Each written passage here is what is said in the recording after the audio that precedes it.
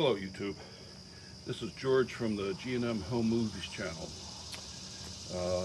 Today's video I'm calling The Tale of Two Generators. You've got a generator in here and another one right here. So I peeked in here earlier and it's a horror show. Fit for a movie. So let's take a look and see what slithers out.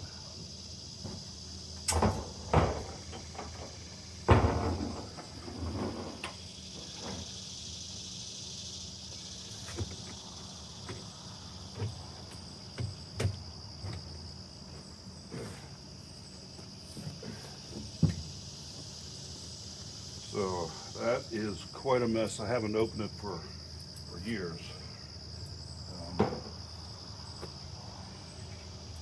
But this is a 5,000 watt Coleman generator. It has a single cylinder 10 horsepower gas motor. And we moved here in 1992, so I probably bought this in 1993. Let me give you some background. So we live out in the country, and our grid, the power from the grid comes from a single thin little wire at the top of the row of poles, and it's about a mile long. It's 7,200 volts. Serves about 40 houses.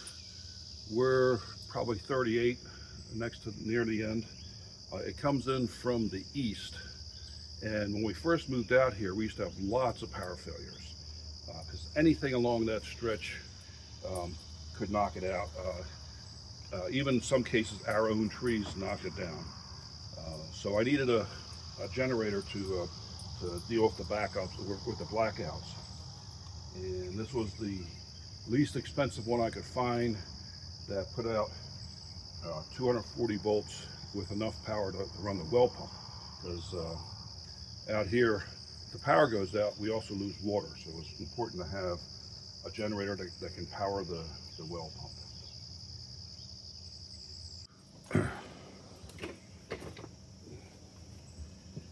So I wanted to get a little closer shot here. I'm trying to clean out some of these spider webs.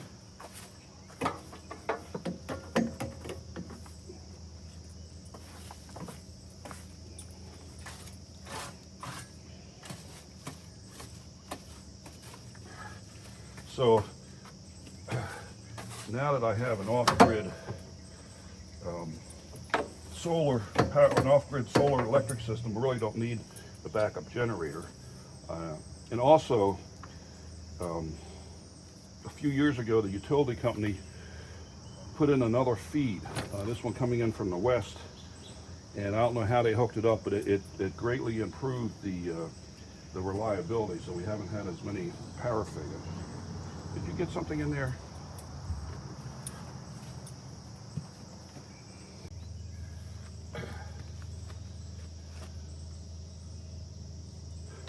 So the last time I changed the oil was 2018.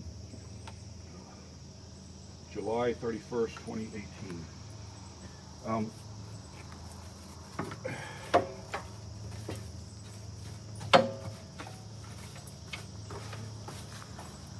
There's definitely a nest under there or something.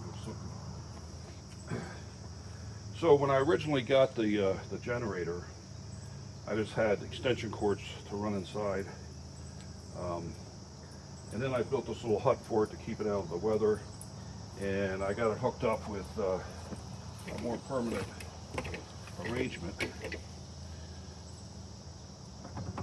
So I got this big 4-prong plug.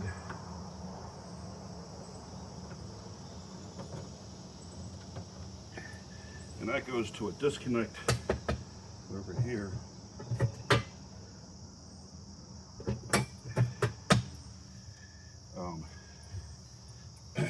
And I got a ground rod down there to make sure it's good and bonded and connected to the generator frame. So then I have this wire, which I bought at a yard sale many years ago. So it's 10-3, so it's got 3 conductors, 2 hots and a neutral, plus a ground.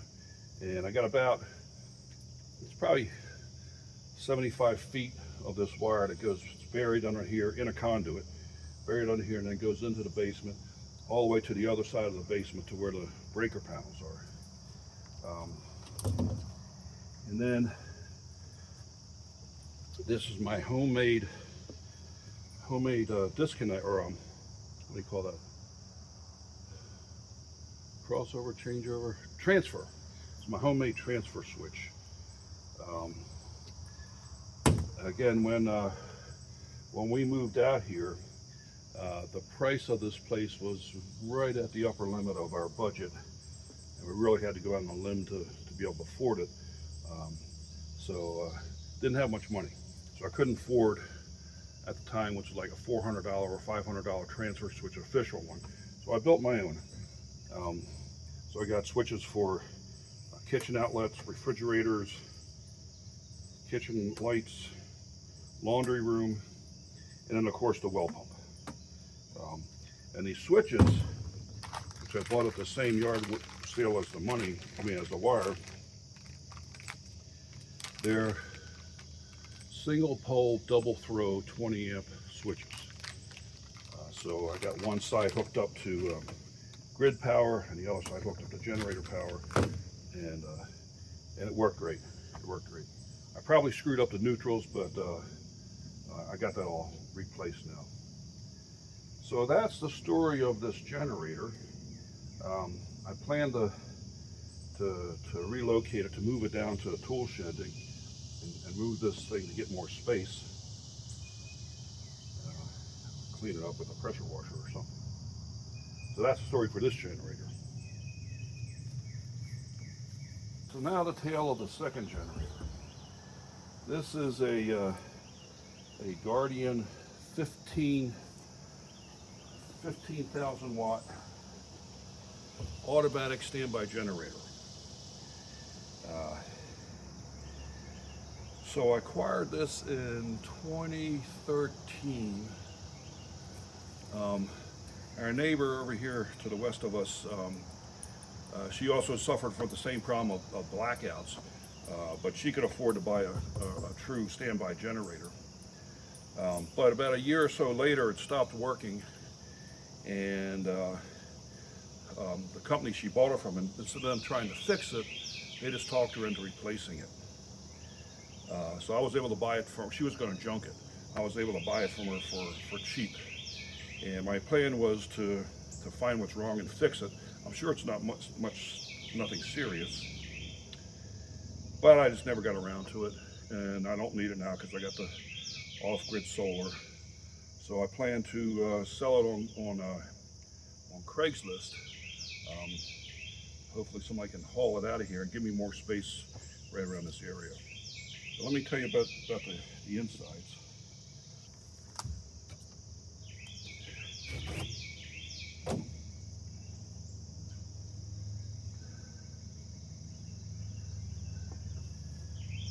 Well, can't really see anything unless I take this off. But I got some pictures of the inside that I'll put on here. So it's a 30 horsepower overhead valve twin engine, and it runs on LP, liquid propane gas. It could also be configured to run on natural gas, but right now it's configured as for LP gas. And it normally is hardwired into the house. It's got this 15,000 watt generator, and there's a whole bunch of automatic controls. It does require an official transfer switch in the house to cause it to go on automatically. There may be a way to make it manual, but I never got that far. Also, I want to mention that this thing is heavy. It's nearly 500 pounds, like 470, 480. It's a beast. And my wife and I managed to move it when we acquired it in 2013. We managed to move it over here, thinking like an Egyptian, figuring how we can use levers and pulleys, and we got it here. But here it sat for all that time. That motor, If that motor ran on gasoline, that would make one hell of a go-kart motor. All right, so that's all I got to say about this generator. So we got a Coleman 5,000 watt portable generator, and then the Guardian 15,000 watt automatic transfer generator. This is going to be on Craigslist soon, so keep an eye out for that. Thanks for watching, and give me a big thumbs up.